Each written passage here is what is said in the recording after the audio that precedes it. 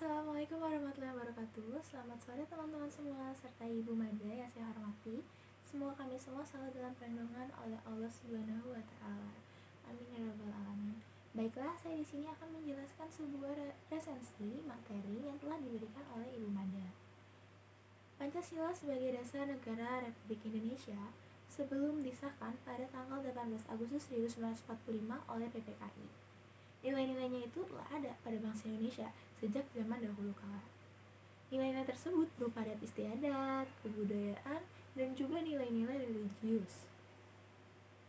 Oleh sebab itu, maka kausa materialis dari Pancasila itu pada dasarnya adalah bangsa Indonesia itu sendiri. Nilai-nilai tersebut kemudian diangkat dan dirumuskan secara formal oleh para pendiri negara untuk dijadikan sebagai dasar filsafat negara Indonesia. Dan proses perumusan materi Pancasila secara formal telah dilakukan melalui beberapa proses, yaitu berbagai sidang, mulai sidang BPUPKI pertama, sidang Panitia 9, sidang BPUPKI kedua, yang diakhiri dengan disahkannya Pancasila secara yuridis sebagai dasar filsafat negara Republik Indonesia. Dan juga terdapat nilai-nilai esensial yang terdapat pada Pancasila, yaitu ketuhanan, kemanusiaan, persatuan, kerakyatan, serta keadilan, yang secara nyata dan objektif telah dimiliki oleh bangsa Indonesia sejak zaman dahulu kala sebelum negara Republik Indonesia ini terbentuk. Dan juga untuk mencapai Indonesia merdeka, Indonesia telah melalui beberapa proses zaman yang amat sangat panjang. Yang pertama bisa kita ketahui yaitu adanya zaman Kerajaan Kutai. Kita sudah tahu Kerajaan Kutai merupakan kerajaan yang tertua yang ada di Indonesia.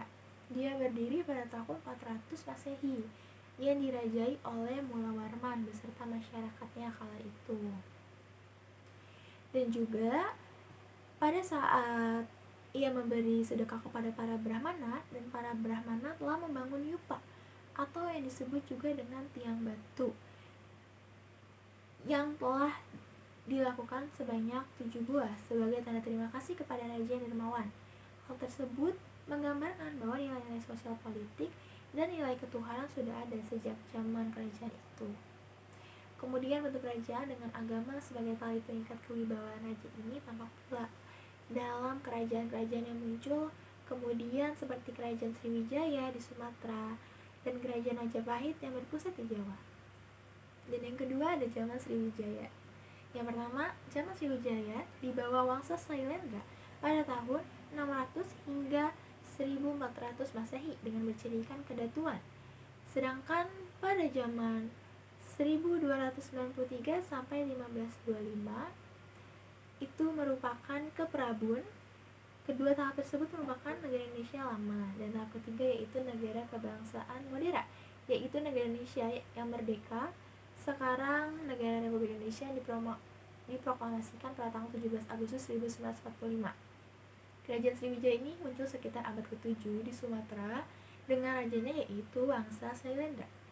Pada zaman ini Kerajaan Sriwijaya merupakan kerajaan besar yang disegani di kawasan Asia Selatan. Salah satu kegiatan di bidang ekonomi yang dilakukan kerajaan ini antara lain adalah mempersatukan kegiatan perdagangan, yaitu mempersatukan perdagangan dengan pengrajin dan pegawai raja yang disebut Tuha Fatakfurah sebagai pengawas dan pengumpul semacam koperasi, sehingga rakyat mudah untuk memasarkan barang dagangannya.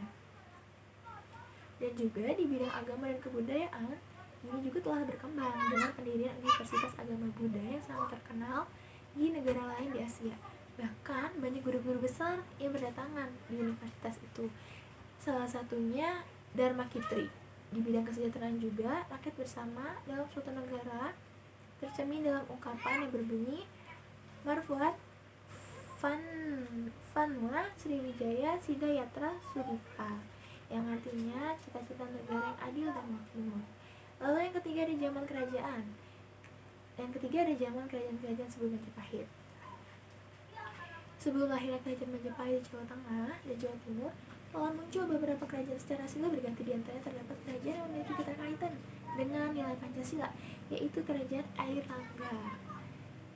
Di sini juga pada saat itu membuat bangunan keagamaan dan asrama.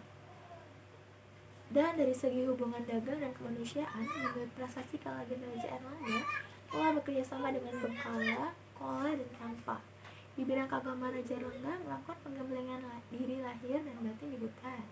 Dan pada tahun 1019, para pengikut raja dan para brahmana telah melakukan musyawarah dalam rangka menentukan siapa raja mereka, yang ketika itu mereka bermusyawarah untuk meminta kesetiaan Raja Erlangga untuk menjadi raja kembali. Dan juga adanya kesejahteraan rakyat, Raja Erlangga memerintahkan agar membuat tanggul dan waduk yang dipergunakan untuk pertanian rakyat, dan juga merupakan nilai-nilai terkandung dalam sila kelima Pancasila.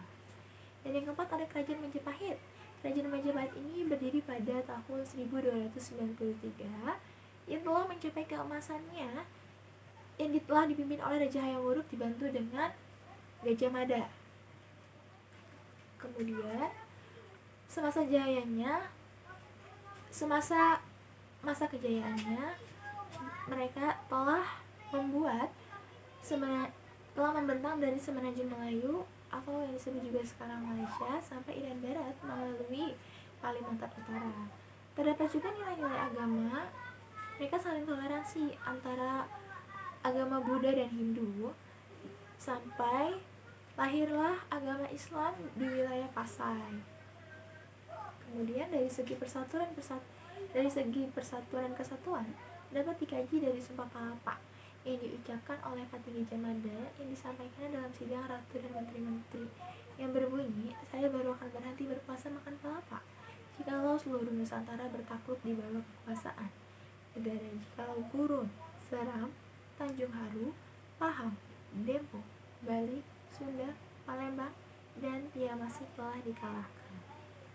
Dalam hubungan negara lain, Raja Hayam Wuruk senantiasa mengadakan hubungan baik juga dari beberapa kerajaan di negara, yaitu ada Tiongkok, Ayodhya, Kampa, dan juga Kamboja. Dan yang kelima ada zaman penjajahan. Dengan runtuhnya Kerajaan Majapahit, maka secara bersamaan berkembanglah kerajaan-kerajaan Islam seperti Kerajaan Demak.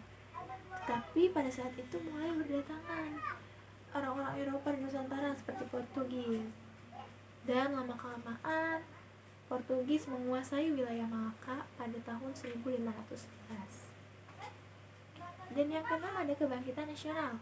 Pada abad ke-20 dengan tumbuhnya kesadaran akan kekuatan dan kemampuan diri, terutama di wilayah dunia bagian timur, bagi Indonesia pada tahun 1908 atau tepatnya pada tanggal 20 Mei. Telah lahir suatu gerakan kebangkitan nasional yang dipelopori oleh Dr. Wahidin Sudirohusodo dengan Budi Utomonya. Gerakan ini merupakan awal pergerakan nasional untuk menyatukan suatu bangsa merdeka yang berkuasa. Sehingga timbul gerakan-gerakan nasional lainnya seperti Serikat Dagang Islam, Indis Party, Partai Nasional Indonesia, Partai Pemuda, dan juga pada tahun 1931 PNI dibubarkan oleh pengikutnya, kemudian diganti dengan Partai Indonesia atau Perindo. Kemudian pada tahun 1933 berdiri Pendidikan Nasional Indonesia oleh golongan Demokrat, yaitu Muhammad Hatta, Sultan Syahrir, yang memiliki semboyan kemerdekaan Indonesia harus dicapai dengan kekuatan sendiri. Kemudian ada zaman penjajahan Jepang. Fasis Jepang masuk ke Indonesia dengan propaganda tipu muslihat dengan mengatakan bahwa Jepang adalah pemimpin Asia, Jepang saudara tua Indonesia, dan lain-lain, yang tujuannya bukan lain untuk memperoleh simpati dari rakyat Indonesia. Kemudian, agar memperoleh simpati dan dukungan dari bangsa Indonesia, maka pada tanggal 29 April 1945 dibentuklah suatu badan penyelidik usaha-usaha persiapan kemerdekaan Indonesia, atau yang biasa kita sebut BPUPKI, atau dalam bahasa Jepangnya Dokuritsu Junbi Chosakai, yang kemudian dilantik pada tanggal 28 Mei 1945 yang diketuai oleh Dr. Rajiman Widyoningrat. Kemudian anggota-anggotanya adalah kebanyakan berasal dari Pulau Jawa. Ada pula dari Sumatera, Maluku, dan Sulawesi. Dan juga ada dari beberapa negara seperti Eropa, Cina, dan Arab. Kemudian ada masa sidang BPUPKI. BPUPKI ini telah dilantik pada tanggal 28 Mei 1945 dengan tugas pokoknya adalah melakukan penyelidikan terhadap usaha-usaha persiapan kemerdekaan Indonesia. Tujuannya yaitu untuk mencapai tujuan, maka di BPUPKI ini dibentuklah beberapa panitia kerja, yaitu ada panitia perumusan, ada panitia perancang UUD, panitia ekonomi dan keuangan, panitia pembela tanah air, dan juga dalam pelaksanaan tugasnya mereka mengadakan 2 sidang.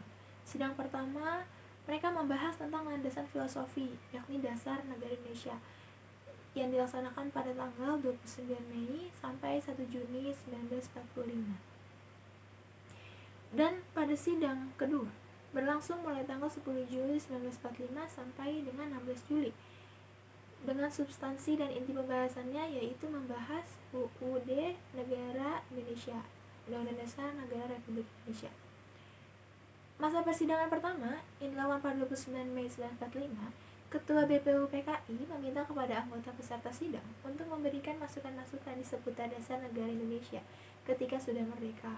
Dan tokoh pertama yang tampil untuk menyampaikan konsep dasar negara pada sidang pertama ini adalah Mr. Muhammad Yamin.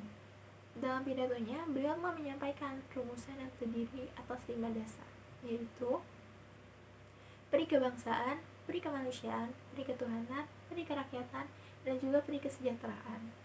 Namun, usulan itu terus mengalami perubahan di saat beliau menyampaikan secara tertulis, yaitu ketuhanan yang Maha Esa, kebangsaan persatuan Indonesia, rasa kemanusiaan yang adil dan beradab, kerakyatan yang dipimpin oleh hikmat kebijaksanaan dalam permusyawaratan perwakilan, dan juga keadilan sosial bagi seluruh rakyat Indonesia. Berikutnya pada sidang hari kedua, yaitu tanggal 30 Mei 1945, didatangi oleh tokoh muslim yaitu Ki Bagus Hadikusumo dan Wahid Hasyim. Dan pada hari ketiga, tanggal 31 Mei 1945, Mr. Supomo kembali mengungkapkan 5 dasar negara Indonesia, yaitu persatuan, kekeluargaan, keseimbangan lahir dan batin, musyawarah, keadilan rakyat. Pada hari terakhir masa persidangan pertama, tanggal 1 Juni 1945, tokoh yang tampil menyampaikan rumusan dasar negara Indonesia adalah Insinyur Soekarno, Bung Karno. Beliau ini mengusulkan beberapa sila, yaitu kebangsaan, nasionalisme, peri kemanusiaan, internasionalisme, mufakat demokratis, keadilan sosial, dan ketuhanan yang Maha Esa. Dan dilanjut oleh Bung Karno dengan mengatakan bahwa kelima sila itu bisa diperas hingga menjadi trisila, yaitu sosio menjadi nasionalisme, sosio demokratis, dan ketuhanan. Berikutnya, seiring dengan berakhirnya masa persidangan pertama, sambil menunggu masa persidangan BPUPKI tahap kedua, Panitia 8 yang baru dibentuk melakukan pertemuan pada tanggal 22 Juni 1945 dengan para anggota BPUPKI yang ketika itu dihadiri oleh 38 anggota. Namun, Bung Karno menegaskan bahwa pertemuan itu adalah sebagai rapat pertemuan antara panitia kecil dengan para anggota Dokutsu Junbi Chosakai. Nah, ada beberapa nih pokok pembahasan yang mereka bahas pada rapat itu, yaitu penetapan bentuk negara dan penyusunan hukum negara, permintaan kepada pemerintah Jepang untuk selekas-lekasnya mengesahkan hukum dasar, meminta kepada pemerintah Jepang diadakan badan persiapan selekas mungkin yang tugasnya untuk menyelenggarakan negara Indonesia merdeka, dan juga tentang pembentukan tentara kebangsaan dan tentang keuangan.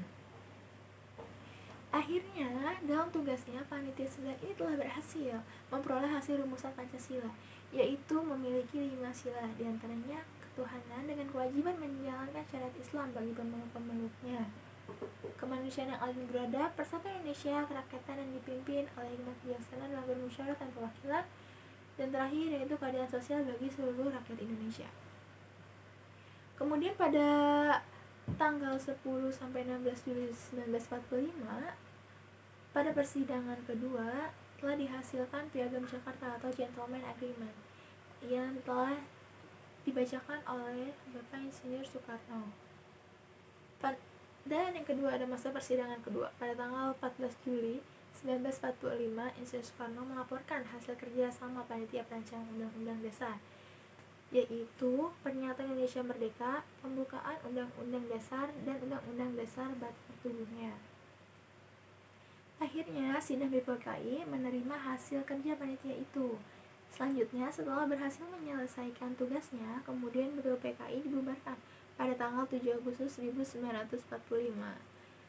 Setelah BPKI dibubarkan, lahirlah Proklamasi Kemerdekaan Indonesia dan sidang PPKI. Proklamasi kemerdekaan yaitu 17 Agustus 1945 yang bertempatan tanggal 9 Agustus 1945 PPKI dibubarkan oleh Jepang. Lalu lahirlah PPKI atau Panitia Persiapan Kemerdekaan Indonesia yang diketuai oleh Insinyur Soekarno. Pada sidang pertama 18 Agustus 1945, sehari setelah proklamasi kemerdekaan, tepatnya tanggal 18 Agustus 1945, PPKI melakukan sidangnya yang pertama yang dihadiri oleh 27 peserta dengan keputusan-keputusan yang dihasilkan antara lain yaitu mengesahkan Undang-Undang Dasar 1945 yang meliputi memilih presiden dan wakil presiden yang pertama, menetapkan berdirinya Komite Nasional Indonesia Pusat sebagai badan musyawarah darurat, dan sidang kedua pada tanggal 19 Agustus 1945. Dalam sidang ini telah menghasilkan pembagian departemen-departemen tentang pembagian daerah Provinsi Indonesia, dan juga sidang ketiga pada tanggal 20 Agustus 1945. Dan sidang ini membahas tentang Badan Penolong Keluarga Korban Perang. Dan pada sidang keempat, 22 Agustus 1945,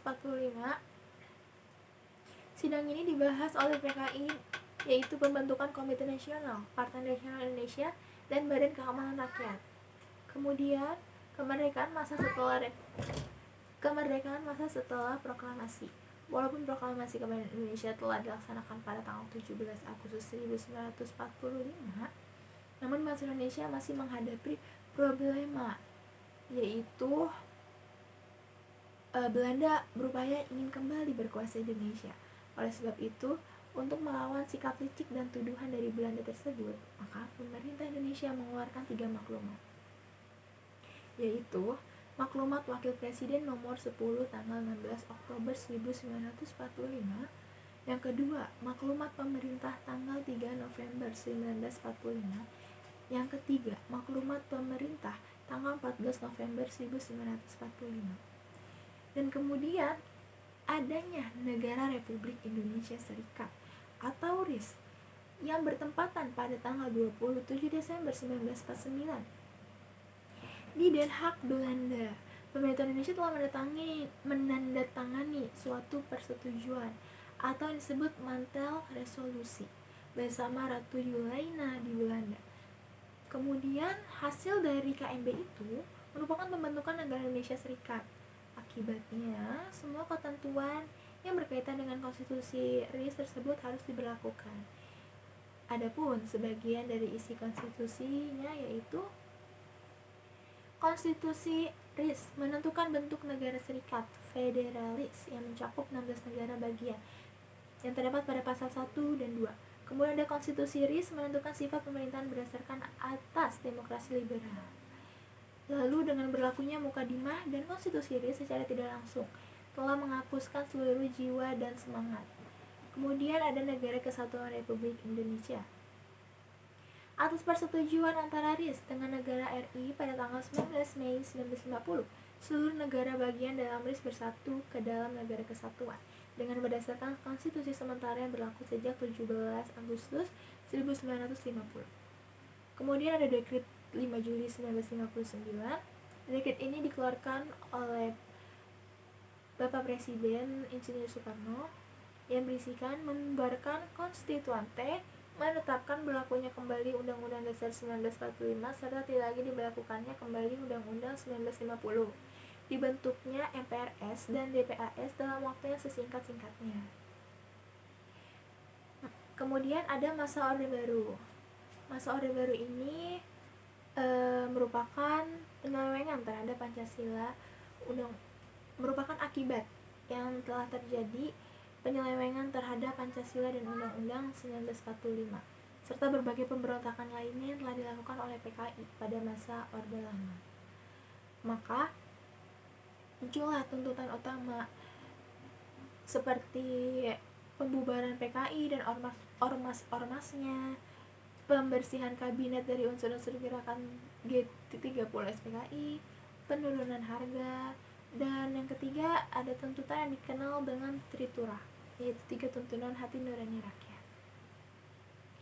Kemudian dalam perjalanan pemerintahannya, Orde Baru telah melaksanakan pemilihan umum tahun 1973 yang menghasilkan terbentuknya MPR pada tahun 1973 dengan misi yang diembaninya adalah berdasarkan TAP MPR yang berisikan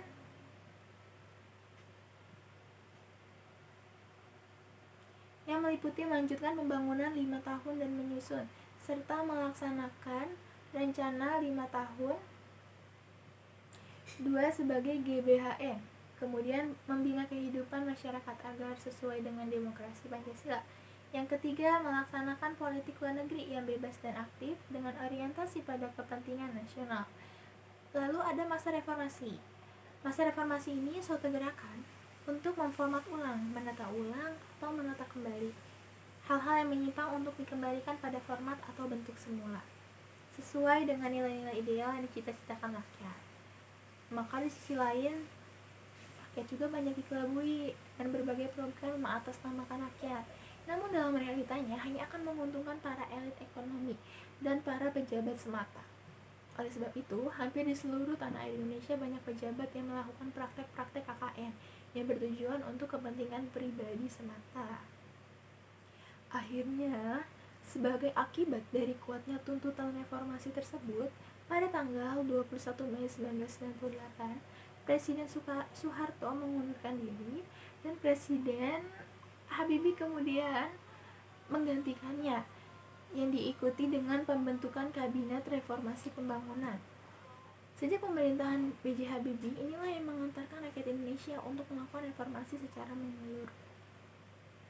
Kemudian, diikuti pula dengan reformasi di bidang ekonomi, terutama yang menyangkut perlindungan hukum, sehingga perlu diwujudkan dalam bentuk undang-undang anti monopoli, undang-undang persaingan sehat, undang-undang kepailitan, undang-undang tentang usaha kecil, undang-undang bank sentral, undang-undang perlindungan buruh, dan lain sebagainya. Ada juga undang-undang yang dibentuk pada masa pemerintahan Presiden B.J. Habibie, yaitu undang-undang tentang susunan dan kedudukan MPR, DPR, dan DPRD, undang-undang tentang partai politik dan golongan karya, dan terakhir ada undang-undang tentang pemilihan umum. Baiklah, segitu saja resensi yang telah saya sampaikan. Mohon maaf apabila saya memiliki kesalahan. Terima kasih karena telah mendengarkan resensi saya. Kurang lebihnya mohon maaf. Wassalamualaikum warahmatullahi wabarakatuh.